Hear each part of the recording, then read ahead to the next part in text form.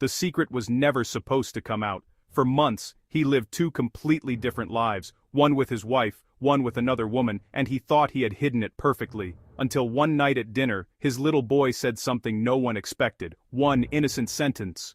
One moment of honesty. And just like that, his entire life collapsed in front of him. His marriage, his family, everything.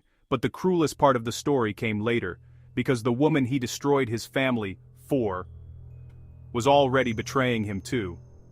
Sometimes betrayal doesn't end a story. Sometimes it begins one. Mark left work earlier than usual that evening, not because he wanted to spend time with his family, but because he didn't want to be late. Again. He glanced at his phone while driving. A message had just arrived. "I miss you." It was from Lisa, and Lisa was not his wife. Mark stared at the message for a moment, then smiled. At home, everything looked exactly the way it always did. Sarah was in the kitchen. Their son Ethan sat at the table coloring something with bright markers. The house smelled like dinner. Warm, peaceful, normal. Dad! How was school? Good! Mom said we might watch a movie tonight. You're not working late again, right? Mark hesitated, just for a second, then he grabbed his keys. "I actually have to go back to the office. Big project, I might be a few hours." Sarah's smile faded slightly, but she nodded. Okay, she trusted him, completely. 20 minutes later, Mark's car stopped in front of a small apartment building. He walked upstairs, knocked twice. "I thought you weren't coming tonight." I always come. Lisa laughed. She wrapped her arms around him.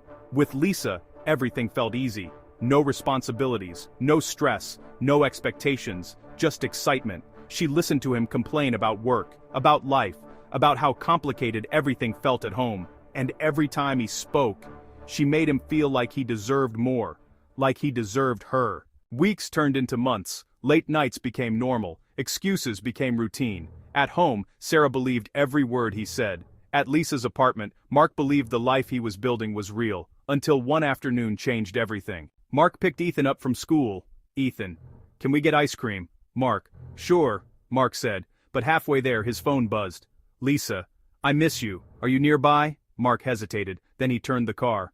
5 minutes later he parked outside Lisa's apartment. Mark, "Stay in the car, buddy," he told Ethan. Mark, "I'll be right back." Ethan nodded, watching a cartoon on the tablet. Mark ran upstairs quickly. "Lisa, you came." Mark, "I told you I would." They hugged, they laughed. Time passed faster than Mark realized. When he finally returned to the car, Ethan looked up. "Ethan, Dad?" Mark, "Yeah?" Ethan, "Who was that lady?" Mark, "What lady?" Ethan, "The one who hugged you." Mark, "Oh, she's just a friend."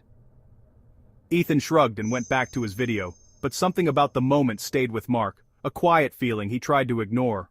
A few nights later the family sat at the dinner table. Sarah had cooked Mark's favorite meal. Ethan talked non-stop like always, stories about school, friends, a funny moment from class. Mark barely listened. His phone buzzed again under the table. Lisa, Ethan, "Dad?" Mark, "Yeah, buddy?" Ethan, "When are we going to visit the other lady again?"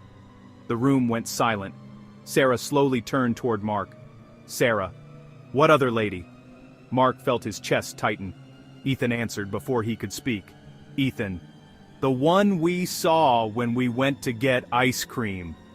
Sarah stared directly at Mark now, waiting. Mark opened his mouth, but nothing came out. The secret he had hidden for months was gone. In seconds. That night the house filled with shouting, questions, tears. Sarah demanded the truth, and eventually, Mark admitted everything, the messages, the meetings, Lisa. By the end of the night, Sarah said something that stayed with him long after he left the house. "You didn't just betray me," she said quietly. "You betrayed your family." Within weeks, Mark moved out. At first he told himself things would get better. He had Lisa now, the woman who made him feel alive again. They spent more time together, went out, posted pictures. For a while Mark believed he had made the right choice, but slowly, things started changing. Lisa stopped answering messages as quickly. She canceled plans. Sometimes she disappeared for hours without explanation. Mark tried not to think about it. Until one evening, he decided to surprise her. He drove to her apartment without calling, walked upstairs, knocked. No answer, but the door was slightly open. Mark pushed it gently. Then he heard laughter, a man's voice. He stepped into the living room and froze. Lisa stood there, smiling, standing very close to another man. They both turned when they saw him. The other man grabbed his jacket and rushed past Mark toward the door. Mark. How long? He asked quietly. Lisa. Does it matter? Mark's voice shook. Mark. You said you loved me. Lisa. Mark. You left your entire family for me. She looked at him for a moment. Lisa. What did you expect? In that moment, everything became painfully clear. He had destroyed his marriage, lost his home, lost his son, for someone who had never truly chosen him. Sometimes betrayal feels exciting in the beginning, like an escape, like the start of something better. But sometime, the person you betray someone for is simply the next person waiting to betray you. Beautifully lit cinematic wide of the family dining table, slow gentle camera move, warm home atmosphere, and shoppertin stats over domat sur sandaran sen.